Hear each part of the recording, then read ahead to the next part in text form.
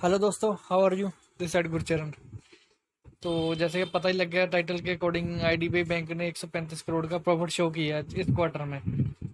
135 करोड़ का इनका इनके लिए प्रॉफिट बहुत बड़ी ये चीज़ है। अगर ये सिर्फ 135 करोड़ शो किया ना, ये बहुत बड़ी बात है इन लोग इस बैंक के लिए।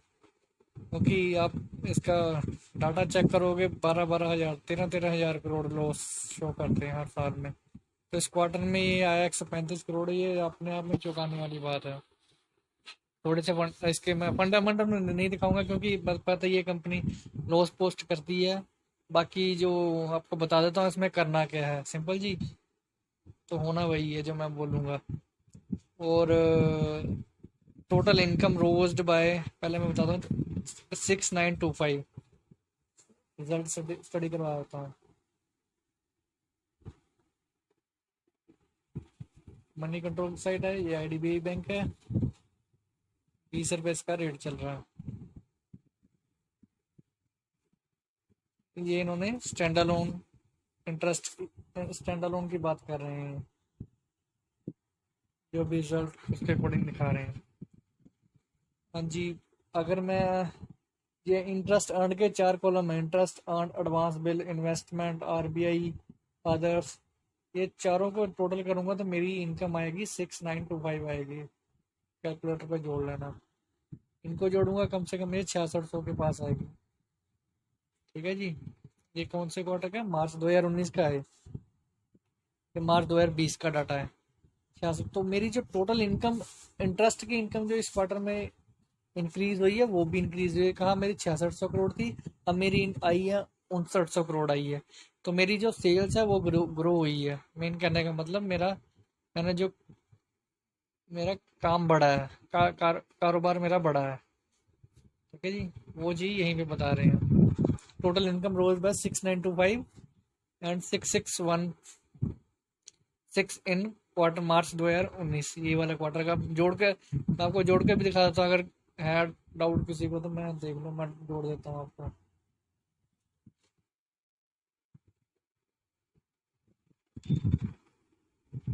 हम देखेंगे जी,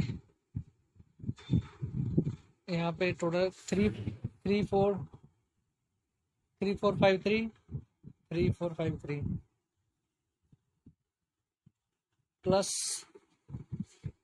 1370 प्लस 182 591, 182 प्लस 591 प्लस चौथी इनकम है मेरी अदर इनकम 1326।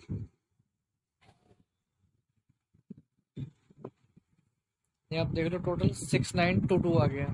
वही इन्होंने बोला है कि मेरी इनकम जो है 6925 करोड़ हुई है।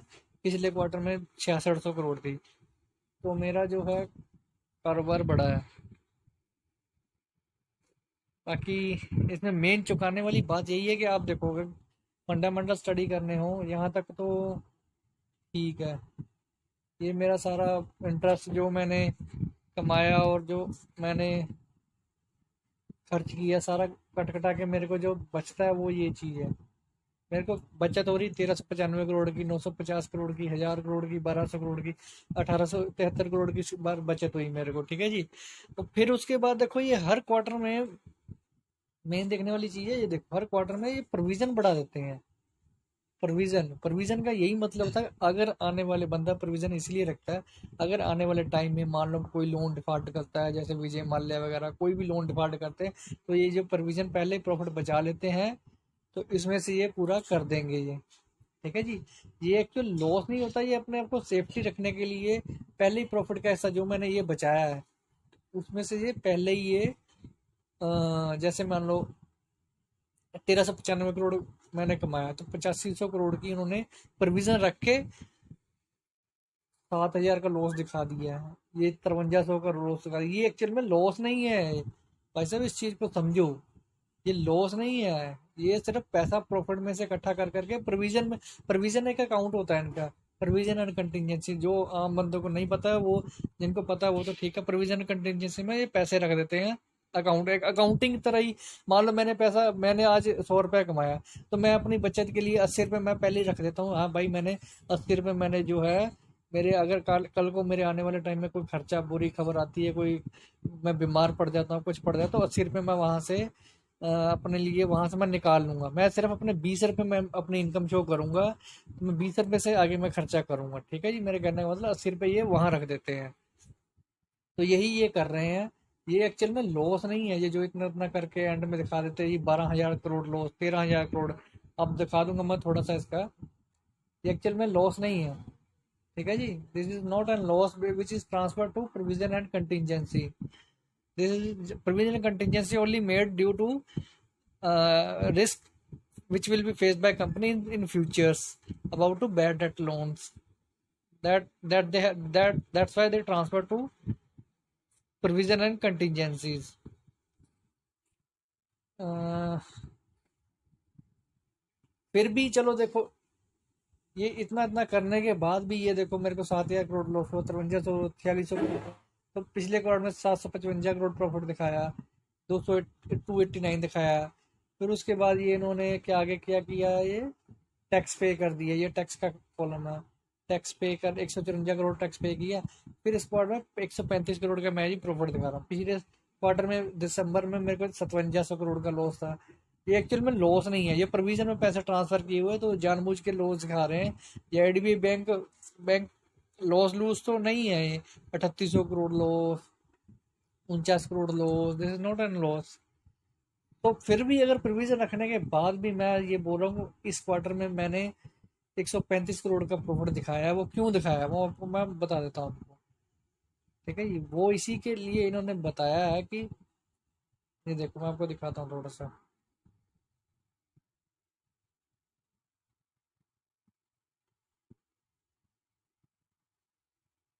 हाँ जी, ये मेरा प्रोविजन है, this is provision contingency account. ये मेरा प्रॉफिट क्यों बढ़ा है? Profit is increase only due to this reason.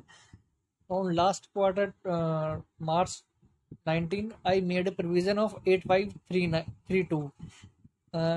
Now I made a provision 1584। पिछले क्वार्टर में last quarter it was 521। This quarter this has been increased to 1000 crore then this quarter. Okay, after this, इसके बाद भी अगर मैं 1000 crore provision बढ़ाने के बाद भी मैं प्रॉफिट दिखा रहा हूँ, तो सिंपल सी बात है कि अगर मैं पिछले क्वार्टर से कंपेयर करूंगा, I will compare with this quarter, तो मैंने 7700 करोड़ की प्रोविजन ऐड बैक की है। ठीक है जी, 7700 करोड़ की प्रोविजन जो मैंने ऐड बैक कर ली मैंने। तभी मैंने 7700 नहीं, 7000 की बन रही है, अगर मैं इसमें से लेस कर 7000 की प्रोविजन मैंने कम दिखाई है। ठीक है जी, इस क्वार्टर के मुकाबले ये 1000 करोड़ ज्यादा है, पर इस क्वार्टर के कंपैरिजन करूंगा, it is increase by, it is lower by 7000 crore. That's why I have shown the profit 135 crore. I hope you understand. आगे देखते हैं।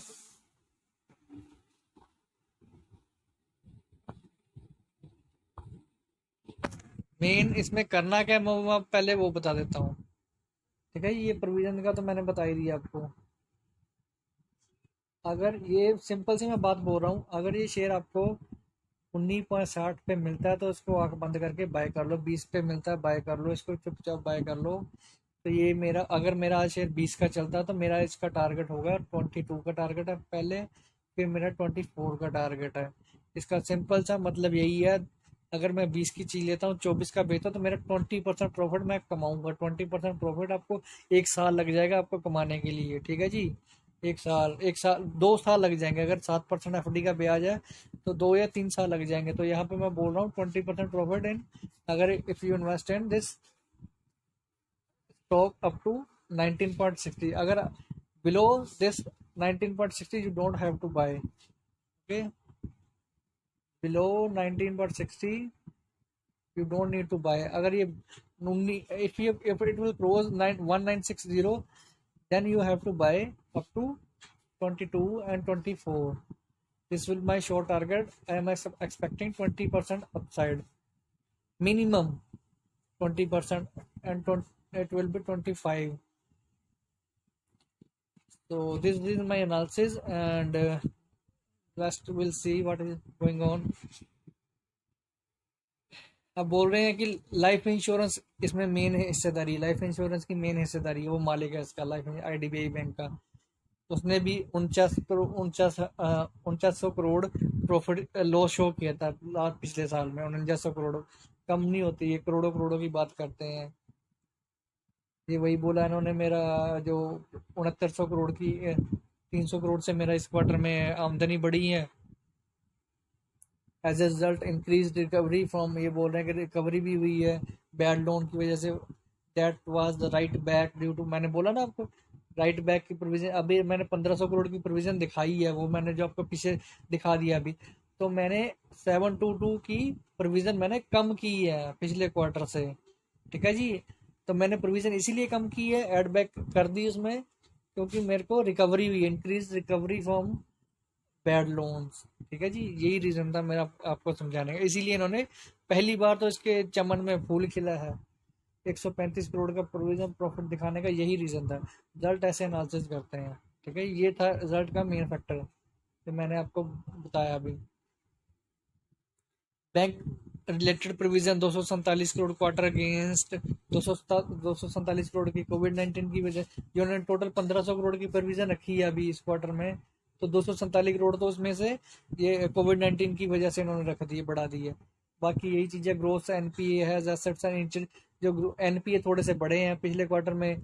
मार्च में 27.47 थे, अभी 27.53 हुए हैं। इंच मतलब कितने 6-7 पॉइंट का फर्क पड़ा है, इतनी कोई बड़ी बात नहीं है ये। तो बाकी 700, अभी इन्होंने 745 करोड़ रुपया रेज किया था इन्होंने, compliance due to tier two मतलब पेंशन स्कीम की वजह से बॉन्ड्स इशू किए थे उन्होंने। 745 करोड़ जुटाया था, ये वही बता रहे हैं उन्होंने। Despite posting profit quarter, IDBI bank ने हैज़ ए नेट लॉस, ये पूरे साल का बता रहे हैं। अगर इन्होंने इस क्वार्टर में प्रॉफिट बुक किया 135 करोड़ का, तो 12,000 करोड़ का भाई साहब इसका 19-20 में लॉस था। आप ये 20 क्वार्टर में 12,000 करोड़ का लॉस आया, जब वो इस साल से पिछले साल से कम हुआ है। पिछले साल मेरा लॉस था 15,000 करोड़ लॉस था। तो पता है कि अगर 4-4 5-5 हजार करोड़ ये प्रोविजन रखेंगे तो लॉस तो आना ही आना है, बट एक्चुअल में लॉस नहीं है ये। अगर ये इनकी बैड लोन की रिकवरी होती है तो ये बैंक सीधा ही शूट करेंगे, 20% की फ्रीज लगेगी डेली इनकी इन द लॉन्ग रन, ठीक है जी। और देखो मैं दिखा देता हूँ, 15,000 करोड़ का लॉस था इनका, यहाँ पे दिखा देता हूँ।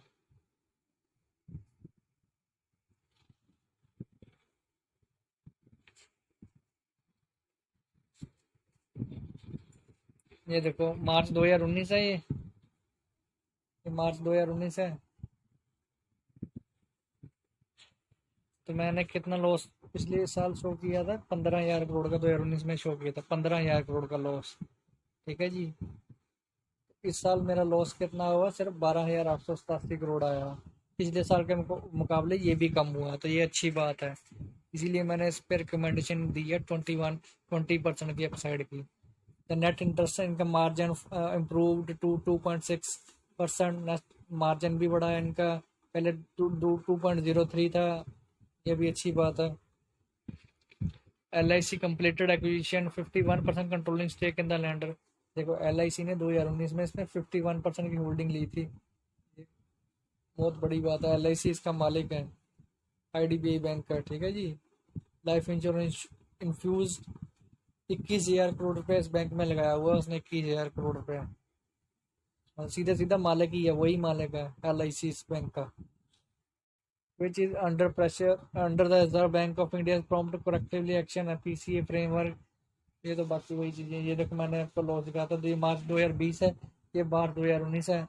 20,000 22,000, पिछले साल 22,000 करोड़ की इनकम थी, तो इस साल 20,000 करोड़ की है। ये सारा करते कराते मैं, ठीक है जी। आप नक्शल यही देख लो, पिछले साल मेरा क्वार्टर था 15,000 करोड़ था, अभी मेरा 12,000 करोड़ लॉस रह गया।